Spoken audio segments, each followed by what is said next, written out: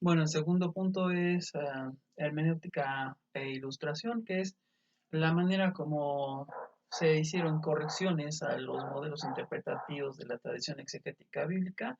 Antes que nada está Spinoza, que es un crítico muy duro de la lectura tradicional que él consideraría supersticiosa de pasajes de la Biblia que, de acuerdo con su posición racionalista, son claramente mitos, fantasías, alegorías, figuraciones retóricas, pero que no pueden ser para nada eventos reales o hechos, pues, en la medida en que son fantasiosos, ¿no?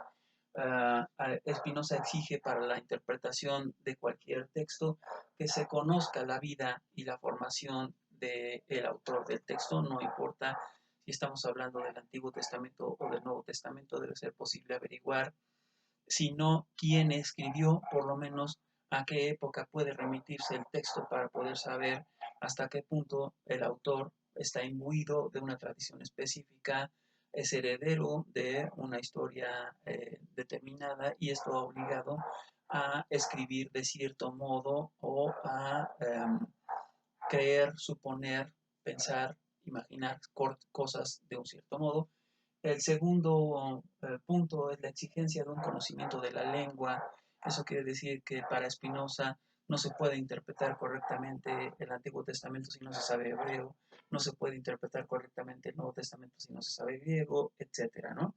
Es decir, si no conoces el idioma original en el que está escrito el texto, no vas a poder acceder a muchos de los matices del significado del lenguaje y por eso precisamente no podrías interpretar correctamente el contenido del mensaje. En ese sentido, hay una exigencia de formación, ¿no? Y finalmente la transmisión del texto, que también es fundamental. La formación filológica del hermeneuta es fundamental. Y pues piensen ustedes que esa formación filológica no solo se refiere a la escritura. Si asumimos que las artes visuales son de alguna manera lenguaje, como hace por ejemplo la iconografía, en la iconografía, tanto en la tradición medieval o renacentista como en Panofsky, se reconocen estilos y se reconocen historias de los tipos, como dice Panofsky. Las historias de los tipos permitirían hacer la filología de la representación figurativa de un cierto tipo iconográfico, por ejemplo, ¿no? Entonces, si no conoces la historia de ese signo, obviamente no vas a poder comprender toda la carga semántica que contiene el signo cuando es insertado en una representación.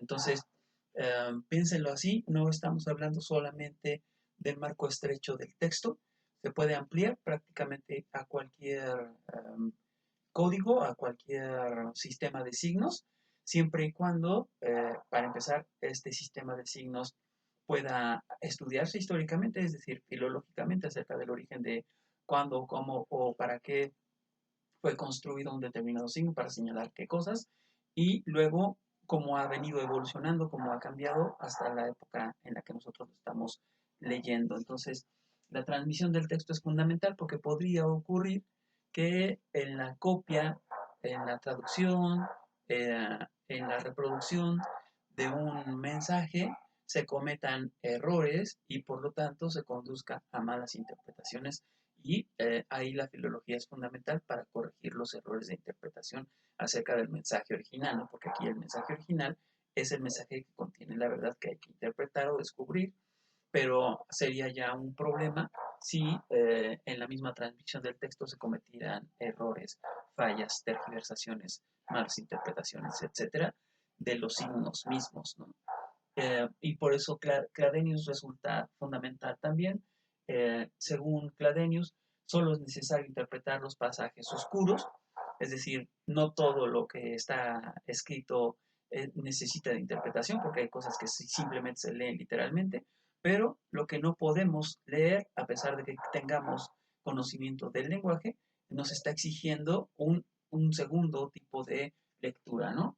hay dos puntos o puntos de vista desde donde debe interpretarse el texto.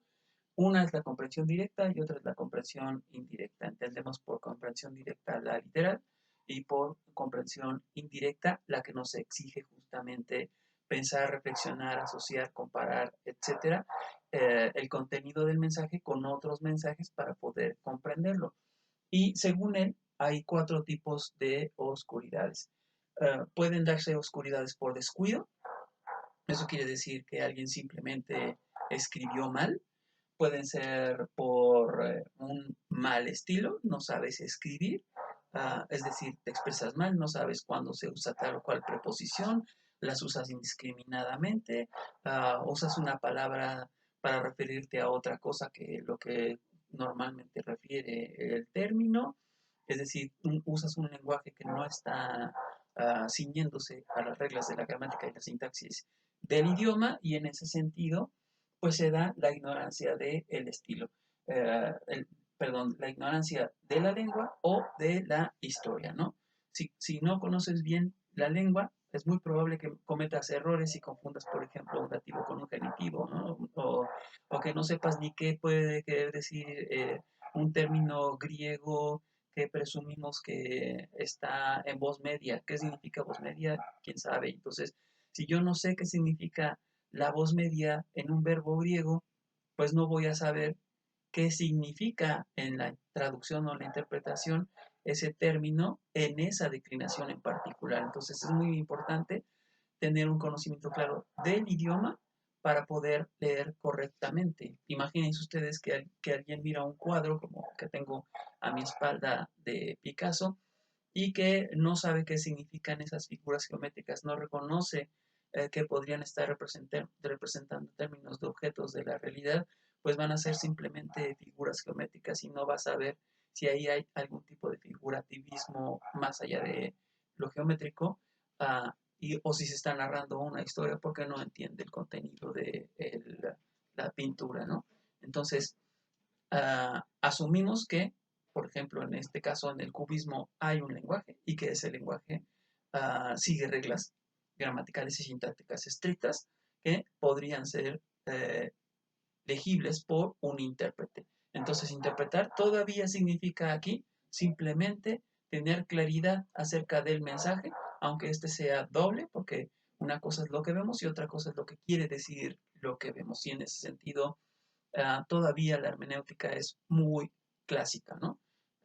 Bueno, voy a dejar para una última cápsula el último tema de Maya. Aquí tenemos a un contemporáneo prácticamente que es Cladenius, pero la última la voy a dejar para este alemán.